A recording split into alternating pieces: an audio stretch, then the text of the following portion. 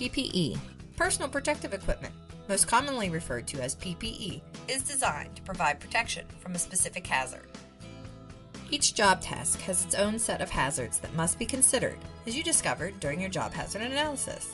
In some cases, the hazards identified during JHA cannot be eliminated or reduced to an acceptable risk level without the assistance of personal protective equipment. Selecting the appropriate PPE is based on the task to be performed. Your supervisor or trainer will provide you with PPE and explain proper use and care for each item. Employees must obey PPE rules and are expected to maintain their own PPE in proper working condition. Notify your supervisor for replacement, repair, or if additional PPE is needed to perform your job safely.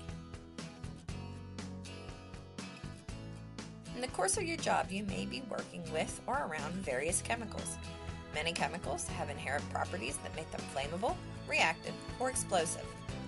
Chemicals can be hazardous if not properly handled or stored. Information regarding the use, storage, and precautions needed to safely handle chemicals used in the workplace can be found on safety data sheets, or SDSs. Intertech maintains a directory of SDSs for employees' use and access. Only employees who have received additional training for the transport, shipment, or disposal of chemicals are permitted to perform these job functions. Electrical safety. Electricity is everywhere in our lives.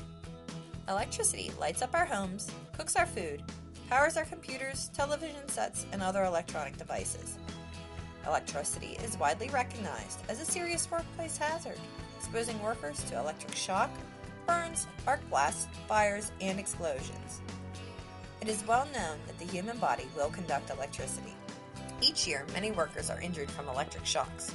The nature of the injuries range from minor burns to electrocution.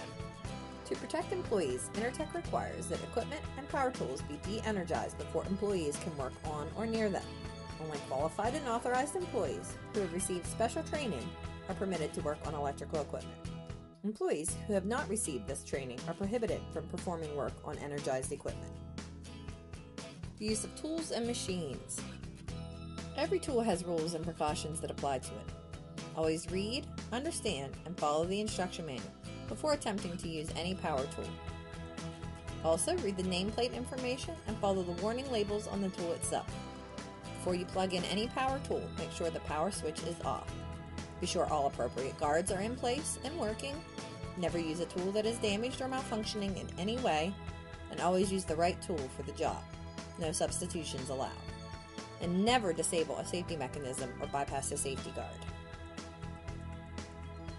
Lockout Tagout is a safe work procedure designed to prevent accidents and injuries caused by the unexpected release of energy when equipment is being repaired or maintained. Only authorized employees can physically lock out or tag out equipment for servicing or maintenance. Affected employees are those workers whose job requires them to work in an area where lockout tagout is used. Affected employees must stay clear of equipment while it is locked out. A wide variety of energy sources require lockout tagout to protect workers from release of hazardous energy.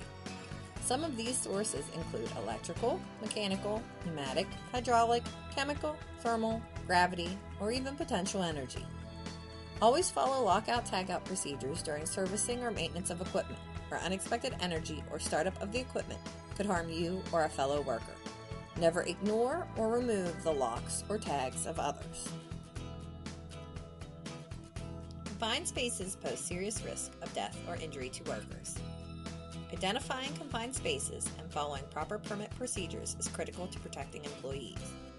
A confined space is a space that is large enough for an employee to enter, has restricted means of entry or exit, and is not designed for continuous employee occupancy.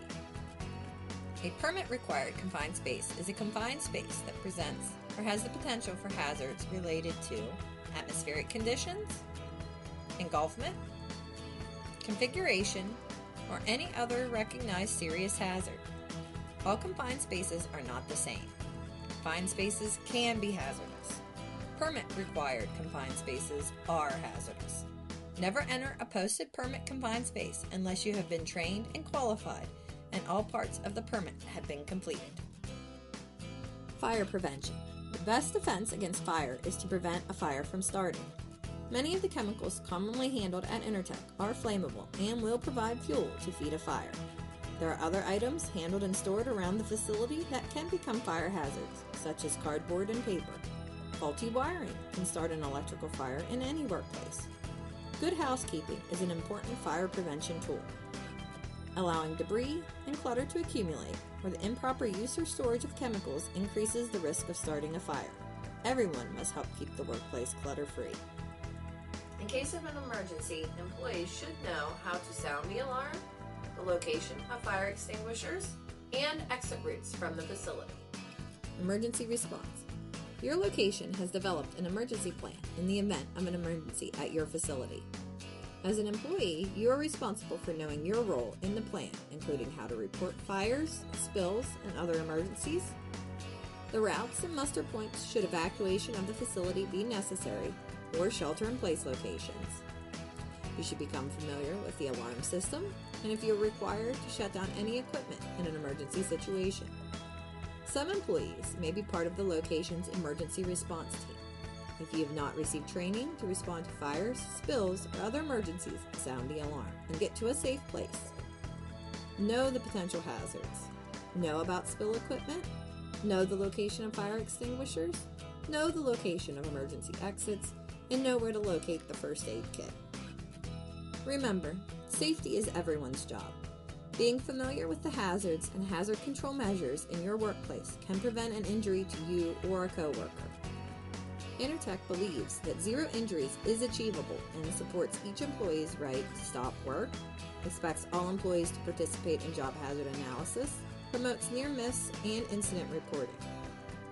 The best accident control is accident prevention.